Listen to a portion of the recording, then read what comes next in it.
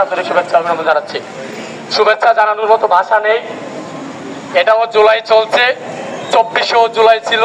সেই জুলাইয়ের ছাত্ররা, সেই জুলাইয়ের নির্মুক্ত অসীম রাস্তায় নেমে বুকের তাজা রক্ত দিয়ে মায়ের কোল খালি করে এই দেশ থেকে ফ্যাসিবাদ দূর করেছিল। এই দেশ চাঁদাবাদ মুক্ত হবে, সন্ত্রাস মুক্ত হবে, রাস্তায় মানুষকে খুন করা হবে না, এই উদ্দেশ্য নিয়ে।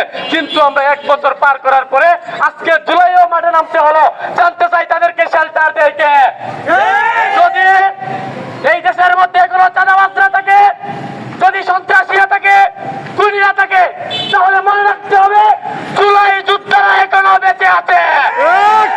হাসিনা উন্নয়ন কম করে নাই, একমাত্র জুলুমের জন্য, চাঁদাবাজির জন্য, রাহাজানির জন্য, টেন্ডারবাজির জন্য ভারতে পালাতে বাধ্য হয়েছে।